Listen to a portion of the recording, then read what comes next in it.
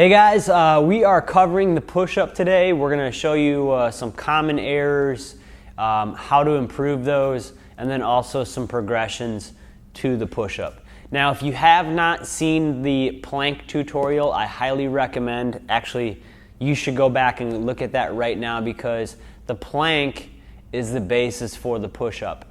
And what I mean by that is if you can't hold tension, then your push-up's not going to be very effective.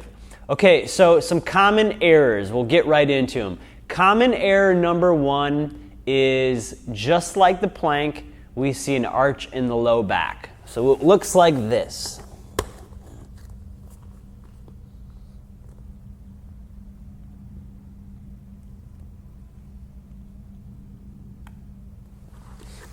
And as you noticed, I didn't hold tension very well, okay?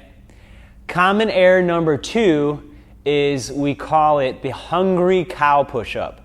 So not to hurt anybody's feelings, but if you've ever seen a cow eating grass, their head's dropped down eating grass off the ground while they're standing nice and tall. So we see this in the push-up often, is that the head is driving forward to the ground to make it seem like you're getting farther. So it looks like this.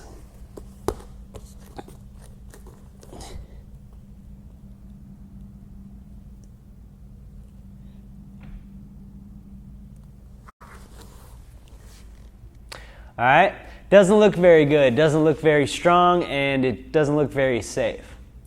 Common error number three is flared elbows. So I'm going to angle myself a little bit so you can see this, but we see the elbows flaring out on the push-up.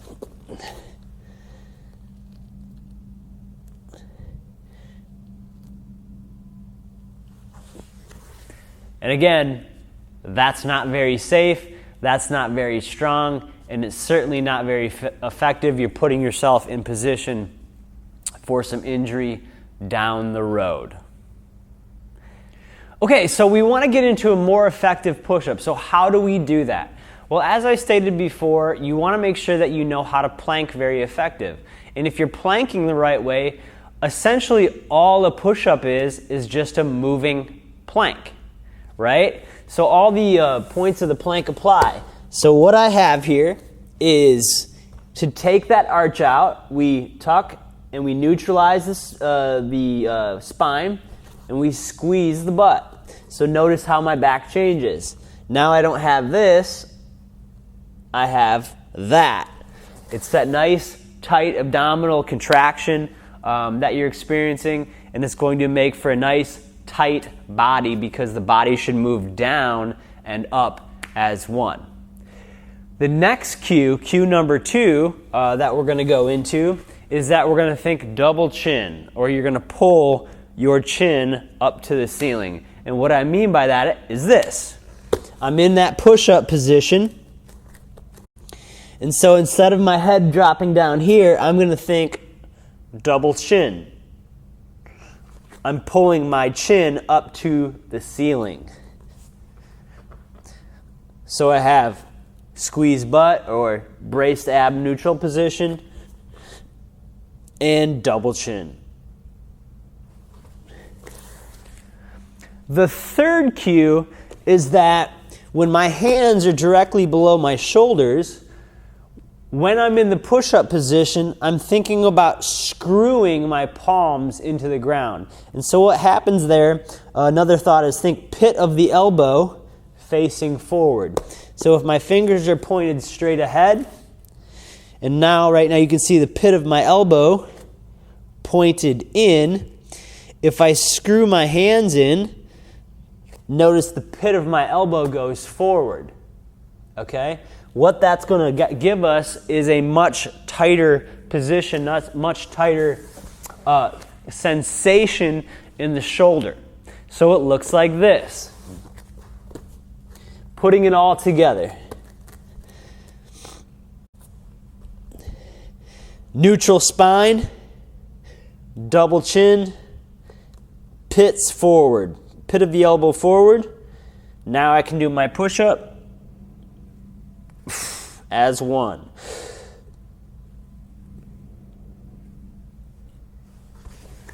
And what we get is a nice, strong push-up moving as one unit. That's what creates whole body strength, and you're putting yourself in a better position safely. Next, we're going to cover progressions of the push-up. Now, oftentimes, we want to be able to do a push-up on the floor. But if we're not there yet, we have to own up to that and just realize that that's not our starting point, okay? So there's a couple ways that you can get to that floor position, but I'm going to show you how to get there safely and effectively.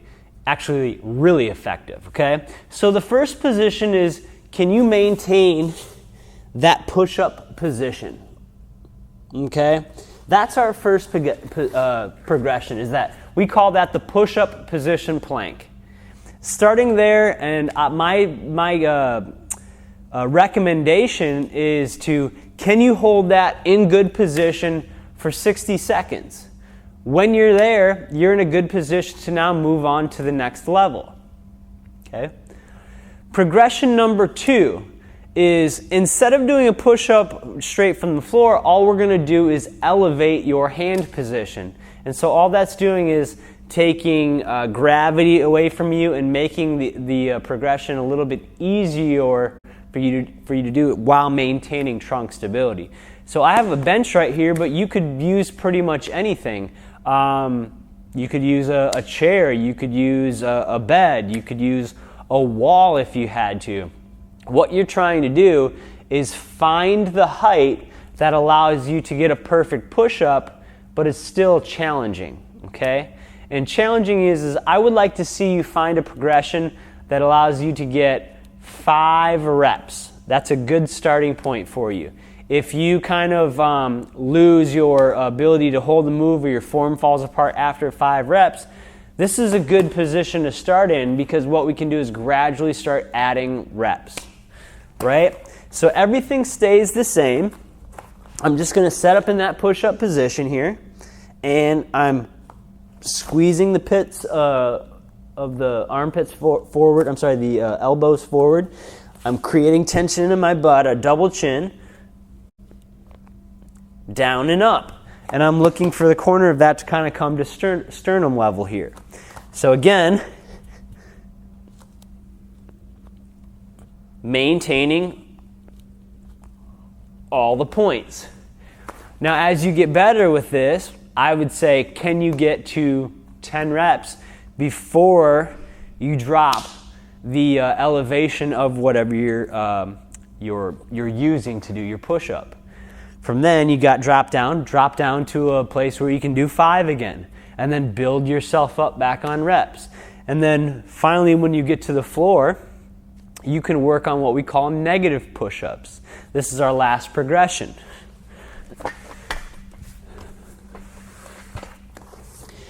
What the negative push-up looks like: hold position, slowly let yourself down without losing any of your body. Drop to your knees at the bottom. Push yourself back up. Reset your push-up position.